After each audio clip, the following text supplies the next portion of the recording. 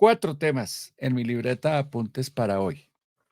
El primero, el costo de las decisiones del presidente Gustavo Petro a través de su cuenta de Twitter para Colombia. Ya va en 2 billones de pesos. Les voy a contar por qué. Y solo en 3 casos específicos. 2, desde China, el presidente Petro le metió reverso a una de esas decisiones tomadas a través del Twitter. 3, salió encuesta de Bamer Gallup con datos muy interesantes para Bogotá y Cali principalmente. Es una encuesta grandísima con un margen de error muy bajito. Y 4, una denuncia que me hacen llegar por WhatsApp sobre una posibilidad de fraude electoral en Bogotá auspiciado por la registraduría. Tiene un componente jurídico complicado que estoy esperando. Le acabo de consultar a un par de abogados especializados en el tema electoral. Esperemos que me respondan y ahí lo vamos viendo. Empecemos por el tema número uno, el tema de las decisiones, las costosísimas decisiones del presidente en Twitter.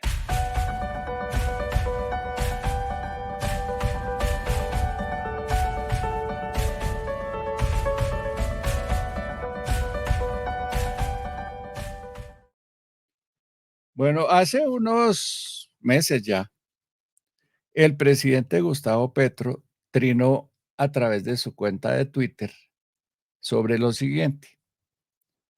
Dijo que por ninguna razón se podrían adjudicar en Colombia, bajo su administración, en aras de la transparencia, licitaciones o contratos para los que solo hubiera un único oferente.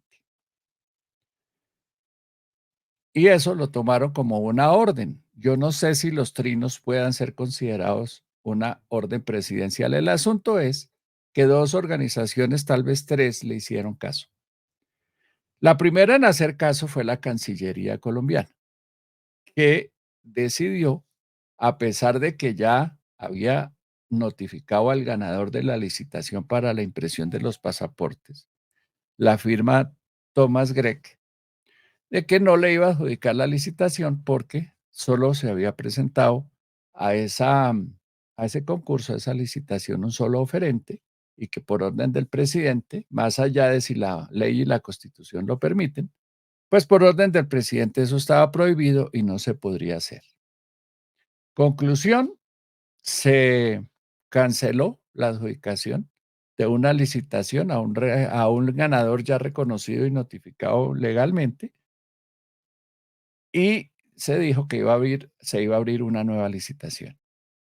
Como abrir una nueva licitación genera problemas de tiempo, requiere tiempo, gente especializada, recursos y tal, se dieron cuenta que el plazo no daba para solucionar el inconveniente y entonces terminaron prorrogándole por un año a la misma firma, Thomas Gregg, la impresión de los pasaportes en espera de que la Cancillería diseñe una nueva licitación con unas nuevas condiciones que en teoría permitan la participación de más oferentes. Hasta ahí, digamos, la cosa iba clara y parecía que sí, que el contratista, el ganador de la licitación había aceptado, eh, pues que se le negara el contrato y la prórroga del mismo, del vigente, que se vencía en el mes de octubre. Pues resulta que no. El contratista, inteligentemente y haciendo uso de su derecho como ganador de una licitación, ha empezado un proceso judicial en contra de la nación que nos puede salir costando un ojo de la cara. ¿Por qué? En una figura que se llama la conciliación judicial, que se hace ante la Procuraduría General de la Nación para evitarse un pleito de largo plazo, la firma Thomas Gregg demanda que le paguen, que el Estado le pague 107.505 millones de pesos. ¿Por qué?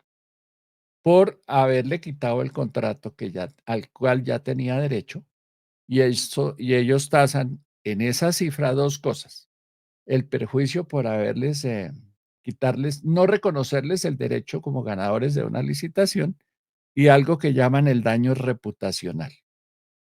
Esa cifra es mucho menor a la del contrato, pero es una figura que permite la ley y la Constitución, y va de casos desde la injuria y la calumnia hasta otra serie, siempre y cuando quien actúe como intermediario sea la Procuraduría General de la Nación.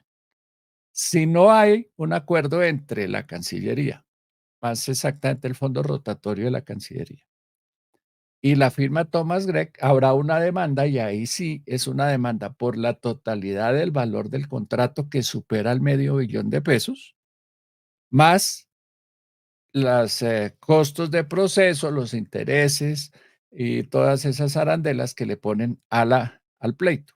Ese pleito puede durar varios años, pero al final del camino, Thomas Gregg podría ser ganador. Y de hecho, casi que está cantado que va a ganar, porque aquí el gobierno la Cancillería, está desconociendo un derecho adquirido por parte del contratista como ganador de una licitación bajo las condiciones que establece la ley.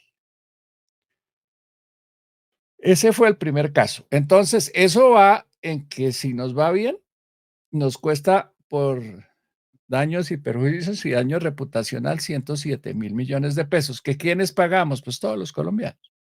Y si nos va mal, eso podríamos estar de aquí a unos 5 u 8 años pagándole 1,000,000,000, 2,000,000,000 de pesos al contratista por no hacer absolutamente nada, gracias a la decisión torpe de la Cancillería de no reconocer al ganador de una licitación, a quien ya le había dicho que había ganado. El segundo caso es mucho más grave, es del SENA.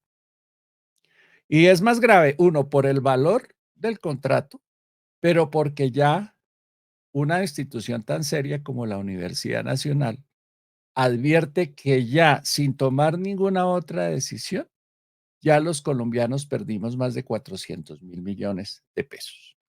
Les cuento cómo es el rollo. El rollo es largo y voy a resumírselo de manera sencilla, sin tanta cifra y sin tanto término jurídico.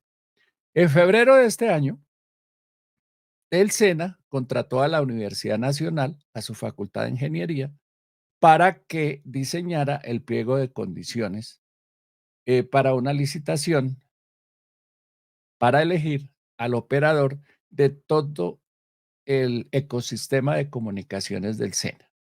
Es decir, desde el correo electrónico y los teléfonos hasta los satélites y la comunicación que requiere una entidad que tiene presencia en 32 departamentos, 2 distritos, las islas de San Andrés, que le presta servicios a 8,000,000 de estudiantes y a 500,000 de personas entre contratistas, empleados, beneficiarios y demás, profesores y demás.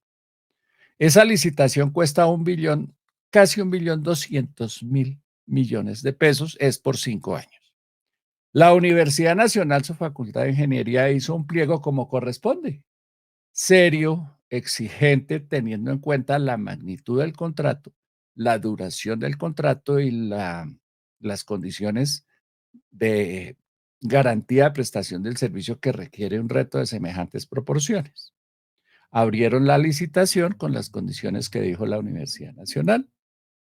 Viene el proceso tradicional, consultas, tal, tal, tal. Al final del camino, después de varios operadores que presentan, solo queda un consorcio, una oferta, que es la que presentan, Indra, una empresa española, y Telefónica, otra empresa española, que es el actual operador, entre otras cosas, del contrato de telecomunicaciones del SENA.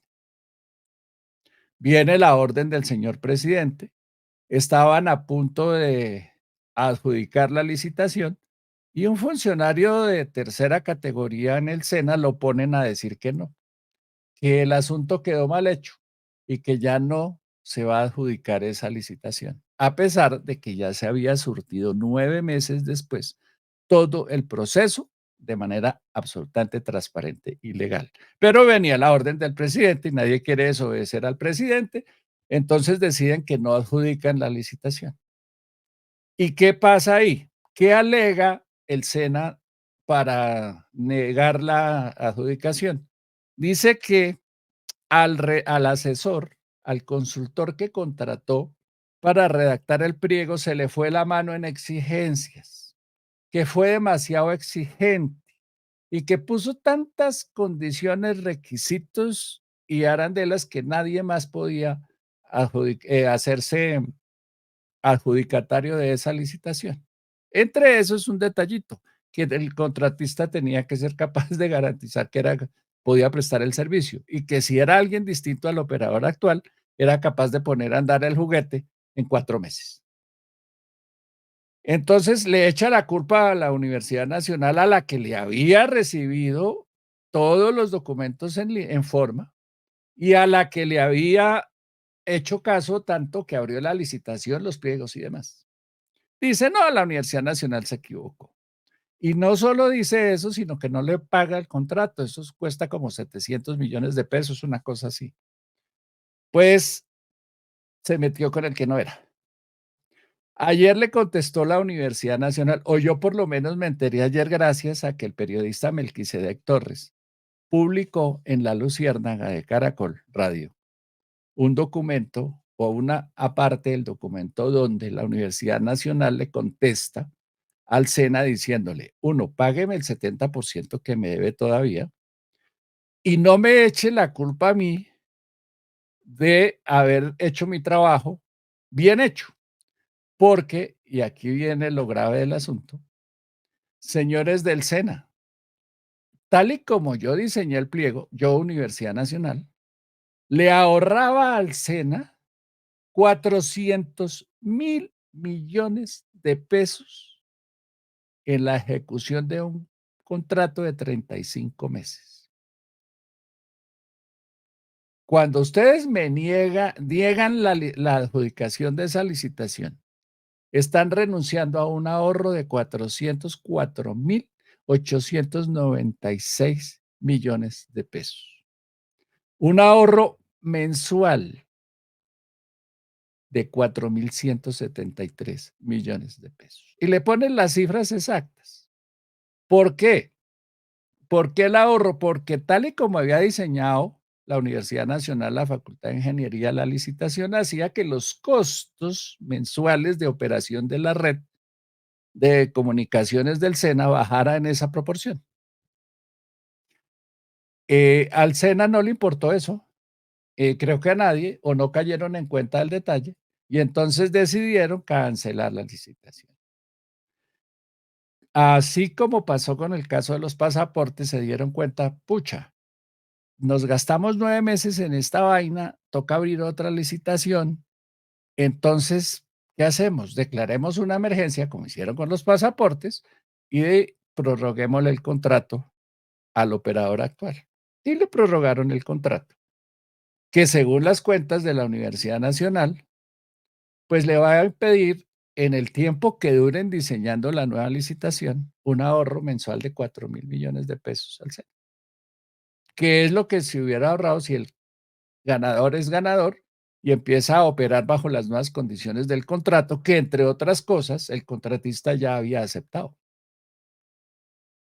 El contratista ya había dicho, hagamos las correcciones que propone la Universidad Nacional, nos parece muy bien y para adelante a trabajar que esto tiene que estar funcionando. Pues la orden presidencial nos va a costar, en el caso del SENA, ya nos costó, ese sí ya nos costó 400. A ver la cifra que aquí la tengo, 404.896.173.536 en pérdidas por cuenta del trino del señor presidente. Tercer caso, el SOAT. Recién llegado al gobierno, el ministro de Transporte de la época, y toca de la época porque estos ministros duran poquito en este gobierno, convenció al presidente de que había que darle un descuento del 50% en el pago del SOAT, el seguro obligatorio de accidentes de tránsito, a los motociclistas. ¿Por qué? porque ocurren 2 cosas con el caso de los motociclistas. La evasión es casi del 70%, creo que es 66%. Y la accidentalidad de las motocicletas es la que más afecta el sistema de salud y de riesgos y de pago de pólizas. Porque esto lo oímos en radio, en redes sociales todos los días, por lo menos en Bogotá todos los días muere por lo menos un motociclista. Eso cuesta plata, más los que se estrellan, los que se accidentan, bla, bla, bla. Eh, listo, démosles un descuento del 50% sin ningún cálculo, cuentas de servilleta, como si yo en la tienda cogiera mi cuenta y pongo ahí en una servilleta, listo, le rebajo el 50%. Bueno, esa rebaja del 50%, ¿qué significó? Que el sistema de salud dejó de recibir 500.000 millones de pesos, medio billón de pesos. ¿Y qué pasó? Que los motociclistas siguen evadiendo el pago del SOAT. O sea, además de que no bajó la evasión, no pagaron, los que sí pagan, pagaron la mitad por el seguro. ¿Se redujo la accidentalidad? No, tampoco. La accidentalidad sigue en el 66% y la cifra es de hace 2 días que estuve reunido con algunos expertos en seguros. La accidentalidad sigue tal cual y tendiendo a mejorar, es decir, a que se haya más accidentes, porque cada día hay más motos en las calles, cada día hay más velocidad, y bla, bla, bla. Entonces, hagamos unas cuenticas de tienda a mano alzada. Los 107.000 millones de Thomas Grech, los 400.000 millones del SENA que ya se perdieron y los 500.000 millones del SOAR que ya se perdieron. Mal contados, vamos en 1.200.000 millones de pesos. Pura cuenta de tienda, como las que hace el gobierno. Y a eso le faltan 2 arandelas. Y es de donde van a salir los 500.000 millones de pesos que no ha recibido el servicio de salud para pagar las cuentas que siguen siendo las mismas o más caras que antes de la rebaja del SOAT.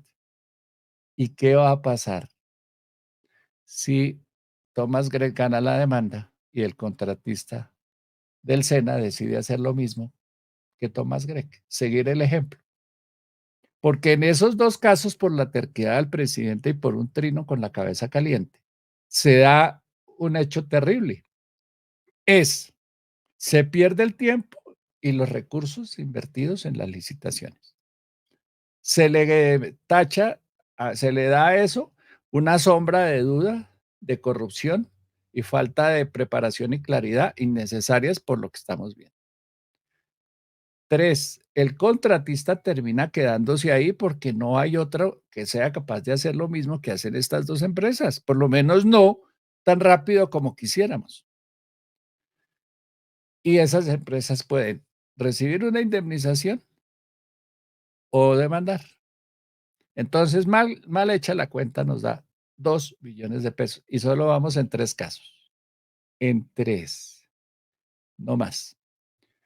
Pero, y entonces aquí me transporto a la China para que vean lo terrible del tema.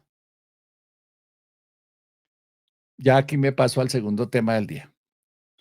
Es que yo no sé si el presidente piensa lo que dice, la verdad, en serio. Ayer dijo el presidente, salió de la reunión con los empresarios, ojo, no con el gobierno chino, sino con la empresa privada china que es contratista del Metro de Bogotá, que había conversado con los chinos y que a los chinos les parecía que sí, que se podía hacer una modificación en el Metro de Bogotá, en la primera línea, y que ellos estaban de acuerdo, que hay unos estudios por ahí del 2015 o no sé qué, y de hacer el metro subterráneo. Entonces, que para no perder lo que ya está construido, el presidente se le ocurrió la brillante idea de que la línea uno tiene etapa uno y etapa 2. En la etapa uno, que es la que está contratada, se hace el metro tal y como está. Y a esa vaina le meten una etapa 2, que es un metro subterráneo que va de la calle tal a la calle tal. Y aquí viene la perla. El presidente dice que él le paga a los chinos el 100% de lo que cueste y que ya está de acuerdo con los chinos para hacer eso. Y entonces aquí uno se pregunta, ¿y eso se puede hacer así, charlaito? ¿No se necesita una licitación? Yo creo que se necesita una licitación. Eso cuesta, dicen, 15 billones de pesos. No sé si para eso se puede hacer como si fuera con la tarjeta de crédito del presidente o con la cuenta de ahorros del presidente, si fuera la plata de él, pero es que es la plata de los colombianos. Entonces, ese chicharroncito, según las cifras, hasta ahora no controvertidas, nos cuesta 15 billones de pesos. Y el presidente ya se comprometió a que lo hacen con los tipos que se reunió, y entonces aquí uno dice: "No va a haber concurso". Hay una entrega del contrato a dedo, o un otro sí. ¿Y en dónde queda la orden dada por Twitter que afectó los casos anteriores del SENA y de los pasaportes, cuando se dijo que no se podía entregar licitaciones cuando hay solo un oferente? Ahí ya no rige la orden. Como es él el que la toma y como él es el presidente y él puede hacerlo todo y no le importa la Constitución y la ley, entonces ahí ya olvídense, sí se le puede entregar a una sola empresa y se lo vamos a entregar a los chinos, que ya son los del metro, ya me reuní con ellos, entonces ahí sí hagámoslo así. Metió reverso el presidente. Una de dos, o metió reverso o va a aplicar una política distinta según el marrano, según conveniencia, según sus propios intereses. Es como yo lo veo. Porque a la salida, con los tipos ahí detrás mirándolo, dando la declaración. Eso nos mostraron fotos, videos de la reunión y tal. El presidente dijo que sí, que se había puesto de acuerdo con los chinos para hacer la etapa 2 de la línea uno subterránea y que ellos lo van a hacer y que él pone la plata. Ajá. ¿Y es que acaso esto es una tienda que se pueda manejar así? Pues yo creo que no, pero además de eso, pues viene la contradicción de que ya sí vale el contratista único, ya no se necesita que haya múltiples oferentes, ya no se necesita que haya licitación, ni concurso, ni nada. Lo dijo el presidente. En serio, suena feo lo que voy a decir, pero cada vez más el presidente actúa como un dictador. En serio, él cree que todo se puede hacer porque él lo dice y al diablo la constitución, al diablo la ley, al diablo la justicia, las cortes, los contratos, todo al carajo. Es lo que diga el presidente, como lo dice el presidente cuando lo dice el presidente. Eso solo pasa en las dictaduras. Les dejo el detallito. Les dejo el detallito. Bueno, a ver si ya me contestaron. No, no me han contestado. Les voy a contar en qué consiste la denuncia. Me mandan un trino de una persona que se llama Juliana Márquez. Y Juliana muestra un formulario de la Registraduría Nacional del Estado Civil que autoriza a una persona para votar en Bogotá, a pesar de no haber inscrito su cédula en Bogotá. Y ella pregunta, y entonces ahora la minga, ¿y quién sabe quién más puede votar en Bogotá sin necesidad de estar inscrito? La registraduría ahora pide autorizaciones de voto. El robo de las elecciones va a ser de frente y sin el más mínimo pudor, pregunta. Y muestra un formulario y evidentemente el, comillas, dice el formulario material pedagógico y dice, certifica que fulanito de tal, no sé qué, puede votar en la mesa tal, ta. Estoy preguntándole a dos expertos abogados en esto, ninguno me ha contestado si eso se puede, porque si eso se puede, puede haber dudas, por lo menos, de la legalidad con que se va a manejar las elecciones y el escrutinio en Bogotá. Antes de ir con la encuesta, démosle una miradita aquí a lo que dicen los oyentes, después de quejarse que no me estaban oyendo, porque ya solucionamos ese problema. Fabiola Castillo saluda. Me dice María Clara que ya solucionado el problema. Lo mismo Miguel Bermúdez. Ya, todo es reporte.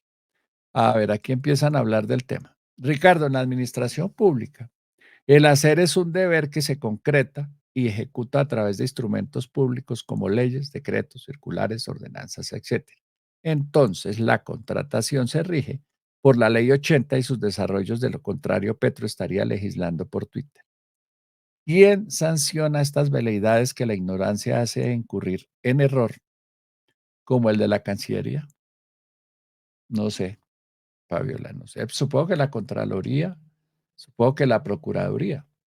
El problema es cuando la Procuraduría y la Contraloría sean de personas afines al gobierno, lo que va a pasar. Como acaba de pasar en Venezuela, con las elecciones de la oposición, que ya la fiscalía las tachó de ser un delito. ¿Por qué? Porque la fiscalía ya pues es del gobierno. Ariel Gómez dice, obvio, ya sabemos que lo único que hace bien este gobierno es crear caos y empobrecer al país, es decir, a todos los colombianos.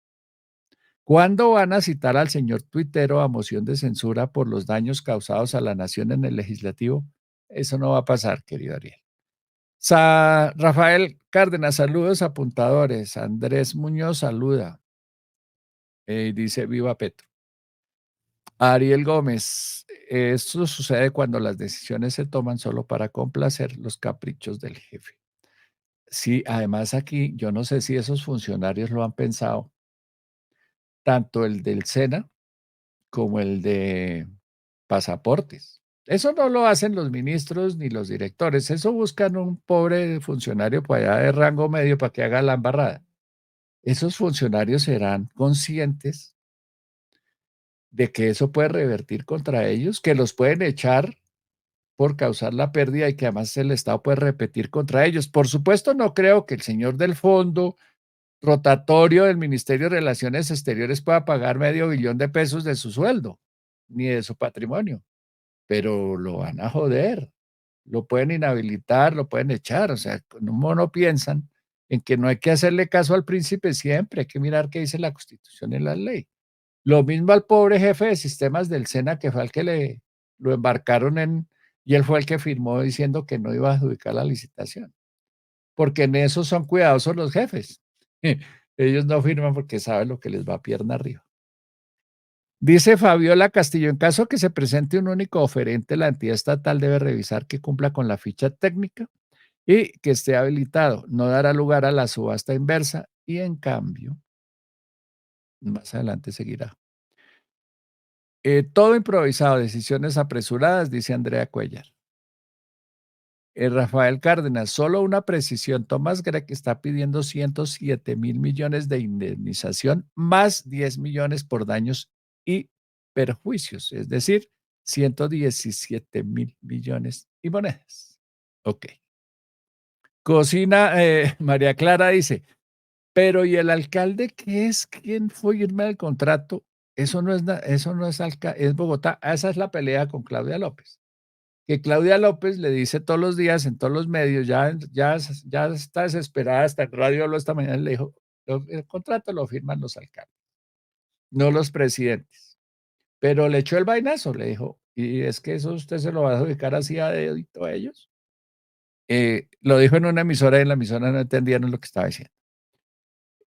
No voy a decir la emisora, ¿para qué pelear por eso? Tenemos alcaldes, pero después. Bueno, al menos el caso de Indra aún no lo habían adjudicado. Quizá ese pleito sea menos difícil de pelear.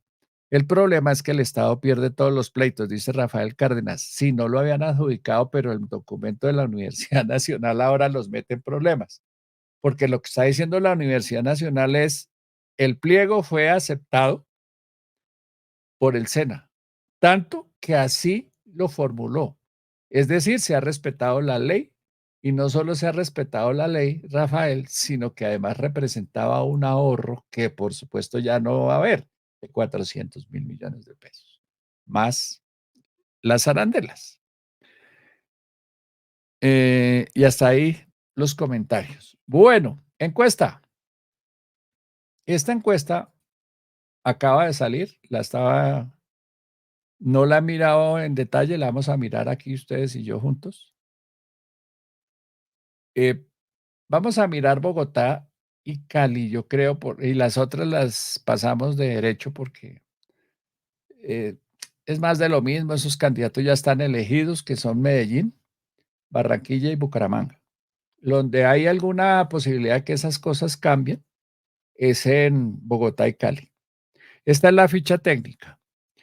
Importantísimo contarle a la audiencia que esto es nuevo. Hasta las elecciones pasadas no se podían publicar encuestas después de la última semana o durante la última semana previa a las elecciones. Esta vez sí se pudo y creo que vienen más, supongo yo, que eso no se queda en esta, sino que vendrá una o dos más, lo cual hace que las encuestas sean más creíbles, están más cercanas a cuando la gente ya toma la decisión y corrige ese problema que tenían los encuestadores de que los medían el resultado de las elecciones versus la encuesta, pero la encuesta la habían hecho 8 días antes. Y la verdad verdadera, quienes hemos hecho campañas políticas sabemos que las decisiones las toma la gente en la última semana, sino el mismo domingo por la mañana. Entonces eso hacía que pues le estuviera afectando la credibilidad. Esta encuesta es grandísima, muy grande. Hicieron 6.000 encuestas con tarjetón en mano, y en ciudades como Bogotá hicieron sí, encuestas grandes, 1.200 personas. Eso para este tipo de encuestas es un mundo de gente. Normalmente son 300, 600 personas, aquí son 1.200 en Bogotá, 1.200 en Medellín, 1.200 en Cali, 1.200 en Barranquilla y 1.200 en Bucaramanga. ¿Quién pagó esta encuesta? Caracol Televisión, Blue Radio, el periódico El Espectador. ¿Cuándo se hizo el trabajo de campo? A ver, marco muestral, margen de error, fecha de recolección de los datos, 17 al 23 de octubre. O sea, esto está calientico, bien calientico. Según decía algún candidato, esto lo hicieron 72 debates después. 72 debates, qué jartera.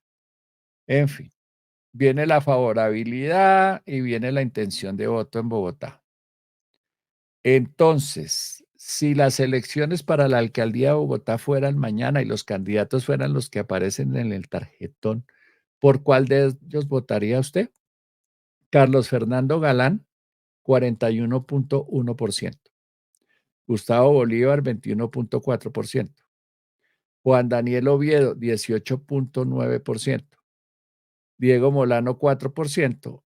Rodrigo Lara, 3.4%. Jorge Luis Vargas, 3.2%. Jorge Enrique Robledo, 2.3%. Nicolás Ramos, 0.9%. Rafael Quintero, 0.3%. ¿Qué hay de nuevo aquí? El crecimiento de Galán, el decrecimiento de Bolívar y el decrecimiento de Juan Daniel Oviedo. Es decir, lo que llaman el voto útil. La gente ya está acomodándose al ganador. Eso pasa en todas las elecciones. ¿Qué otra novedad hay? Que si esta encuesta se cumple y así vota la gente el próximo domingo, habrá ganador en primera vuelta. Ganará Carlos Fernando Galán si logra sacar ese porcentaje de votos o 40% de los votos. La encuesta tiene un margen de error de el 3.6%. Los indecisos son el 5%. Ahí puede haber un cambio. Pero mm, si se cumple, entonces ya el primer requisito, que es tener 40%, se cumple. El segundo requisito para ganar en primera vuelta es que haya una diferencia de por lo menos 10 puntos con el segundo. El segundo es Bolívar, se cumple, 21.4%. O sea que habría, en teoría, ganador en la primera vuelta. Supongamos que no hay ganador en la primera vuelta, que la encuesta no se cumple. Entonces viene una competencia muy interesante entre Gustavo Bolívar y Juan Daniel Oviedo, que están empatados. Como el margen de error es de 3 punto algo, cuando uno tiene 21 y el otro de 18, quiere decir que están empatados. Y entonces se puede cumplir el hecho de que a la segunda vuelta pasen Galán y Oviedo y no Galán y Bolívar como parecía que iba a ser inevitable. Esa es como la gran novedad de la encuesta. ¿Qué pasa en los escenarios de segunda vuelta si no se cumple el primer resultado? Que cuando se enfrenten Bolívar y Galán, gana Galán por 68.3% versus 28.3%. Que si se enfrentan Galán y Oviedo, gana Galán 63.6 versus 33.1. ¿Qué más mostraba la encuesta? Pues que que Oviedo y Bolívar han ido perdiendo puntos por el voto útil. La gente se pasa al caballo ganador. Eso pasa en todas las encuestas, en todas partes del mundo, en todas las elecciones. Escenario muy improbable según la misma encuesta, pero ahí está considerado. Una segunda vuelta entre Oviedo y Bolívar. Gana Oviedo 60.1 versus Bolívar 36.0. Preguntas problemas por resolver en Bogotá, movilidad, transporte público, estoy en mantenimiento de las vías, desempleo, salud, bla, bla, bla. Digamos que si la quieren, se la publico en libretaapuntes.com o me la piden por WhatsApp y la ponemos con mucho gusto para que usted la vea. En Medellín, es una palera terrible. Medellín, ¿cómo está? 71.1% a favor de Federico. Ay, ¿qué se me hizo? Aquí está. Está muy sensible el teclado. 71.1% a favor de Federico Gutiérrez, 10.5% a favor de Juan Carlos Upegui. Creo que no hay mucho que decir. Tal vez sí, llamar la atención de que la renuncia de Daniel Quintero no sirvió para nada, para absolutamente nada. Porque fíjense que en septiembre, en esta encuesta, en agosto tenía 1.1, 11.2, perdón. En septiembre había subido a 14.8, renuncia a Quintero y en octubre saca 10.5. Eso es lo que se llama un tiro en el pie. En vez de favorecer la renuncia de Quintero a su candidato, terminó perjudicando. Y de ahí para abajo, pues están los demás que no tienen ninguna oportunidad. Cali, a ver si es Cali. Aquí hay noticia. Y este sí va a ser un voto finish el domingo, por lo que parece. ¿Cómo está la cosa en Cali? Roberto Ortiz, 35.5%. Alejandro Eder, 27.6%. Danis Rentería, 11.1%. Millerlandi, 9.1%. Edison Hurtado, 2.6%. Denison Mendoza, 2.3%. Wilfredo Pardo, 0.8%. Y de ahí para abajo, todos por debajo del 1%. ¿Qué hay de nuevo aquí? Y también es para analizar en esta encuesta, ya no está Daniela Rojas o Diana Rojas, que era la competidora más fuerte que tenía Alejandro Eder. Ella renuncia a la candidatura y anuncia que se va con Alejandro Eder. ¿Qué pasó? Que no sirvió para nada. Porque los votos de ella se fueron a Danis y Millerlandi, que crecen. Fíjense que el señor Danis pasa de 7 a 11 y la señora Millerlandi pasa de 6 a 9. Es decir, y el señor Eder apenas crece 4 puntos. Y la señora cuando se fue tenía 10. Cuenta tienda, facilito. Ahí va a haber hay 8 puntos de diferencia, faltan 4 días. O sea, ahí todavía hay posibilidades de que mm, la cosa se defina por voto finish entre Roberto Ortiz y Alejandro Eder. Salvo eso, no hay nada nuevo. ¿Dónde más? Barranquilla, otra palera. En eso también hay un comentario para hacer. Es 81%, un 81.3 a favor de Alejandro Char versus 7.5 por el señor Borges, que es el candidato del pacto histórico. La palera es la palera. Y aquí hay que decir es que no valió que echaran al hermano de Alejandro a la cárcel, todo lo que dicen todos los días en contra de los Char, la pelea con los bancos, nada, no sirvió para absolutamente nada.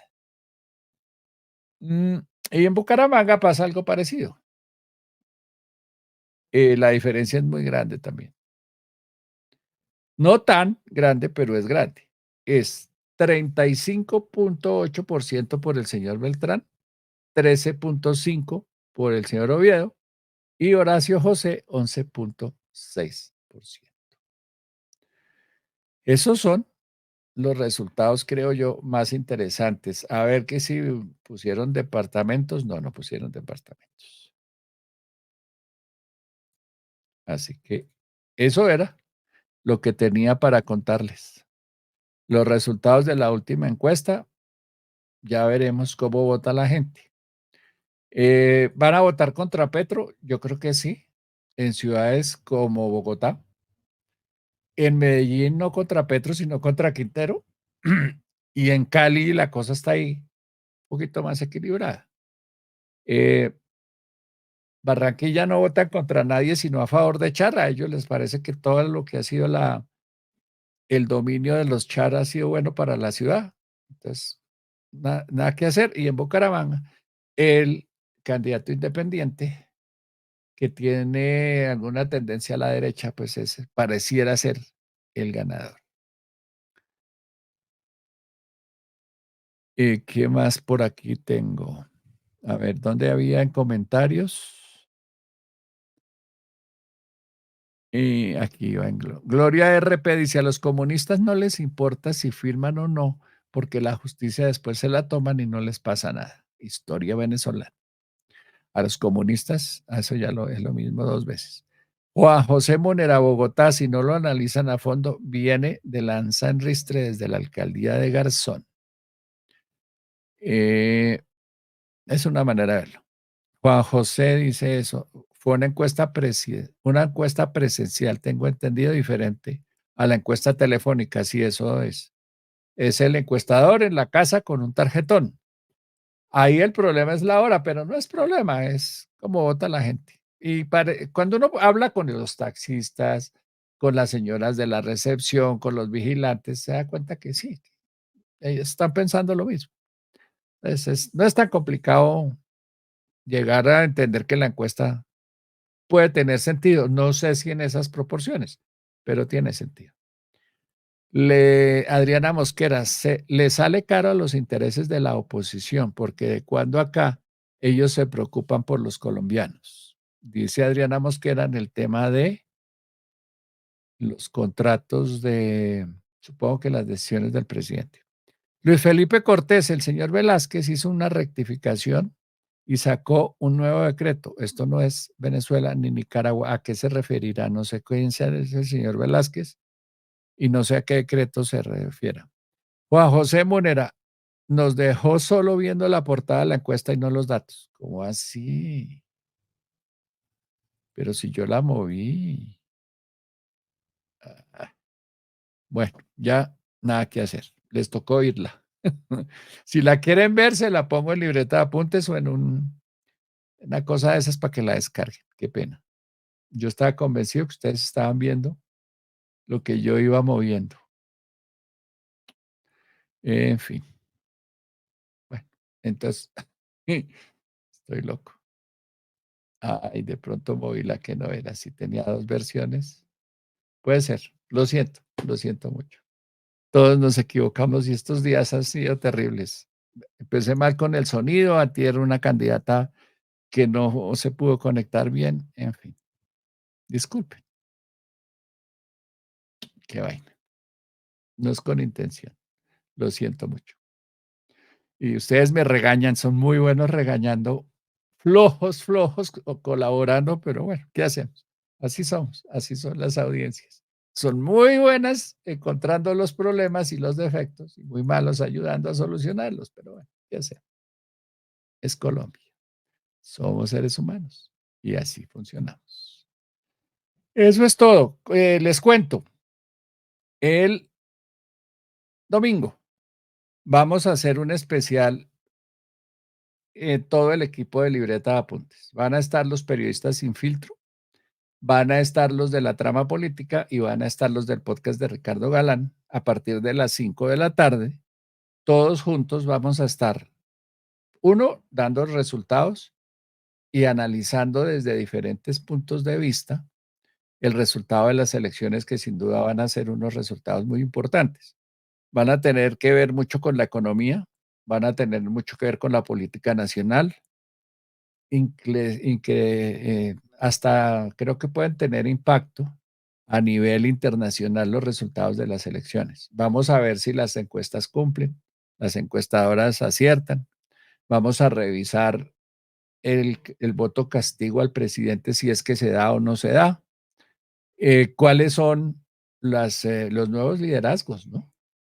Porque a pesar de que sean unas elecciones locales, creo que sí va a haber señales interesantes para posibles candidatos a la presidencia, como Claudia López, como Daniel Quintero.